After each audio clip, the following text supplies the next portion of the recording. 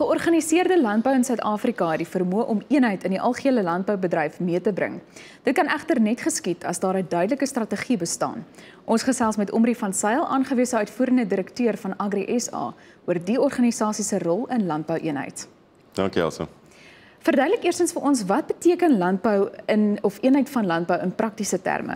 In praktiese terme beteken dit dat die landbousektor dieselfde oogmerk het en dieselfde oorhoofse strategie het. Jy weet, as 'n ou kyk na die kommunikasie wat uitgaan aan die buitewêreld en aan die staat en selfs aan die media, is daar verskillende boodskappe wat uitgaan en ek dink dit is belangrik dat ons dieselfde oogmerke het en ten minste dieselfde groter prentjie sien. Is georganiseerde landbou behoorlik gerad om eenheid te bewerkstellig? Wel, van 'n Agri SA kant af definitief. Ons het 'n oop en inklusiewe benadering en ons is apolities. Daar is 'n huidige regering in plek en ek dink vir ons is dit belangrik om almal te omhels in hierdie soektog om eenheid te bewerkstellig, ten minste dan op sekere prioriteite. Ek dink wat ook belangrik is eenheid beteken nie net georganiseerde landbou of die produsente nie, maar dit beteken ook die waardeketting moet betrokke raak in ons saak. Jy het nou verwys na georganiseerde landbou, so hoe belangrik is georganiseerde landbou se beeld na buite? Ek meen, het dit 'n invloed op eenheidskepping? Dis ontsettend belangrik en ek is verbaas. Ek kom nou net, ek het nou net begin by Agri SA, maar die organisasie word ongelooflik hoog geag in Suid-Afrika en ook internasionaal. En dit help ontsettend baie in ons interaksies met politici, internasionale rolspelers en verskillende aspekte van die gemeenskap. En ek dink daai go-to factor is baie belangrik vir ons, want mense wil graag met ons besigheid doen en met ons gesels. Omri, hoe gaan Agri SA sy eie beeld positief uitbou? En ek wil veral verwys na mediaplatforms. Ja. Kyk, ons het nou 'n nuwe media en bemarking en kommunikasiestrategie.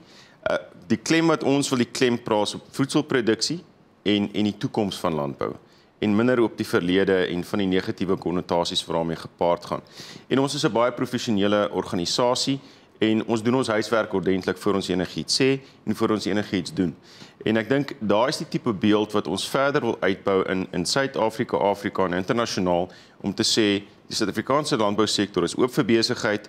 Kom na ons toe, kom ons gesels, kom ons maak planne, kom ons vat die toekoms aan. Dink jy die man daar buite se persepsie rondom landbou is oor die algemeen positief? En ek wil ook vir jy moet vir ons sê, wat kan ons in die toekoms verwag? Is dit positief? Is daar iets negatief? Ons het nou by ons kongres het ons 'n opname gemaak en ons het ook 'n studie gedoen. En ek dink die oorweldigende meerderheid van mense sê die beeld van die landbouers in Suid-Afrika is positief, verbaasend so. En in die toekoms moet ons dit nog meer positief maak. Jy weet, ons sien landbou is een van die groeinodes in Suid-Afrika van die ekonomie, 'n groot engine wat werkskepping kan veroorsaak of kan teweegbring. En ek dink ons moet fokus op daai positiewe elemente en ons moet ons spel na die volgende vlak toe vat om seker te maak dat ons groei bewerkstellig. Net interessant, ek was nou die week in Zimbabwe by die Commercial Farmers Union en dit het my net weer laat dink aan die mense daar is verslae. Die mense is honger in die land en ons moet alles in ons vermoë doen om dit te vermy. Ek hoor jou. Ons sê baie dankie vir Omri van Sail, aangewese uitvoerende direkteur van Agri SA. Vir meer inligting besoek veeplaas.co.za en om jy af te sluit, kyk ons na die jongste beskikbare pryse van gewasse vir handeling in Desember.